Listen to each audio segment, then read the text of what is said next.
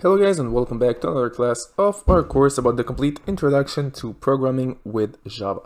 So in the past class we talked mostly about the if function and basically all the theory behind this function. And what I want to do today is pretty simple.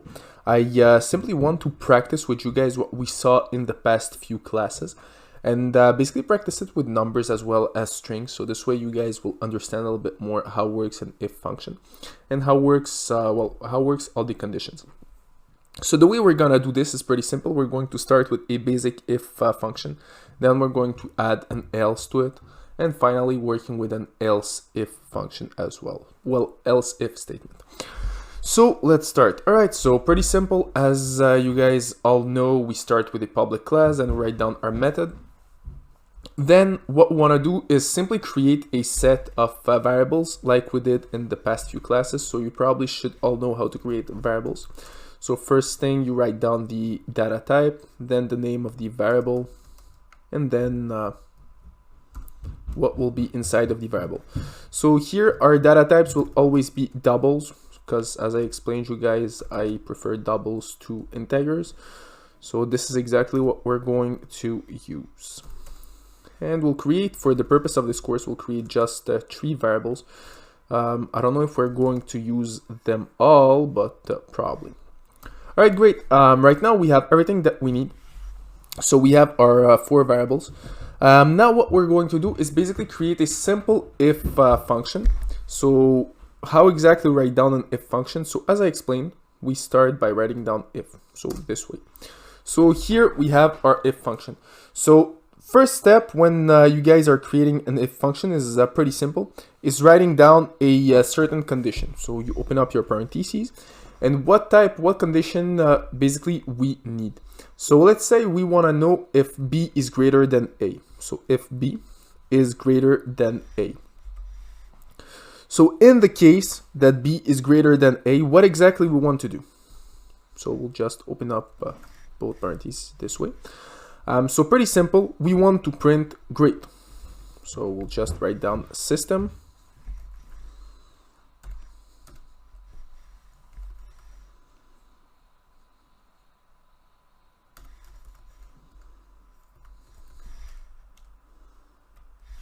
Here we go.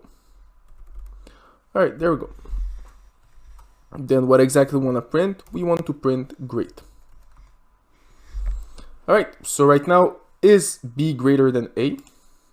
Whoop, little mistake that I made right there. Here we go. All right, is b greater than 8? And then a, sorry. So in this case, yes, b is greater than a. So if we run the program, what's gonna happen? We should have great as an answer if everything works well. So as you can see, program runs, everything works well. So b is greater than 8. Now if we change a and instead of 1 we write down 10, right now it's not true anymore. So if we try out the program, what's gonna happen? So in this case we will have nothing that will be returned. So this is really the first step of our if function. So if something is respected, we want to return something right there, right here. Now let's say we want to have 2 elements. So basically if this is true, I want to return great. If it's not true, I want to return something else. So just to make it a little bit more clear, so instead of great, we'll write down this statement is true. So we'll write it down this way, so you guys will understand a little bit more. So right now, this is really the first step. We have our if statement. Now let's say we want to add something else. So not necessarily another condition, but just writing down something else in case that it's not true. So as it's happening right there.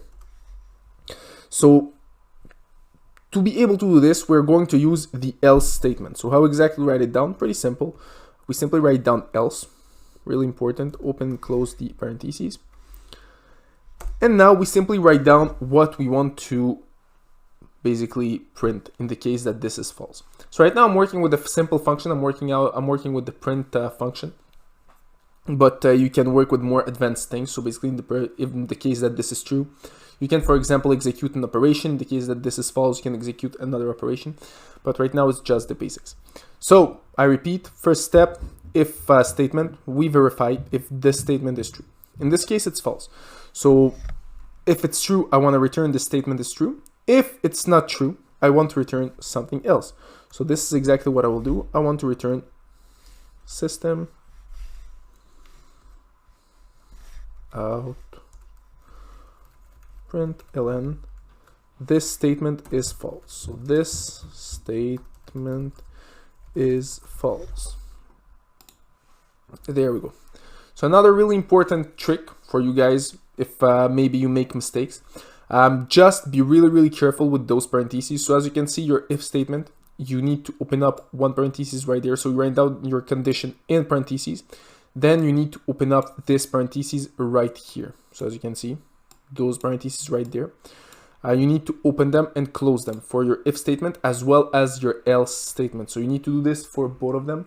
And this is a lot of people make mistakes right there. And that's why they have problems in their code. All right, so if we run it, what we'll receive as an answer, since B is not greater than A, we will receive this statement is false. So once again, what happened right there, if I explain it. So first step, we verified the if statement. So basically B is not greater than A. So this is our condition. In this case, B is not greater than A. So what happened? So we are going to go to the next statement. So basically this statement is false. So we'll not print this. We'll go to the next statement, that is else. So in this case, if it's not true, so if it's true, we'll return this. If it's not true, we're going to return this right here. All right. Now let's say we want to make it a little bit more complicated. So we want an answer if B is greater than A, if it's greater than A, and we want an answer if B is smaller than A. So in this case, there are three possible possibilities. So B is greater than A, B is smaller than A, and B is equal to A. So what we'll do right now, we'll write down we are going to write down all those possibilities. So if B is greater than A, we want to return B is greater than A. B is greater than A. Now, let's say that we want to basically test the other possibility. So the other possibility, if B is smaller than A. So how exactly we can do this? So yes, of course, we can create another if function and test both of them, but we can do it in just one function right here. So basically by using the elif statement, or else if statement, sorry. So how exactly we use the else if statement and what exactly it does? So how it works is pretty simple. So the main goal of the else if statement is really to create another condition inside of our first condition. So let's say the first condition is not respected. So this in this case is false. So we want to test another condition. So we'll write it down, else if. So right now what we'll do, we'll simply open this parentheses and those parentheses right there, just to be sure to not make a mistake. All right, so right now it works pretty much as, it works like the if function. So we write down else if, and we write down the condition that we want to test. So in this case, we want to test the second possibility, which is A is greater than B, or B is smaller than A. So this is exactly what we're going to test. So if B is smaller than A. So right now what's gonna happen is that first step, we're going to test this. So if it's true, we're going to return this. If it's false, we're going to test the else if. So in this case, if this condition is true, we're going to return something else. So this is exactly what we're going to do. So system dot out.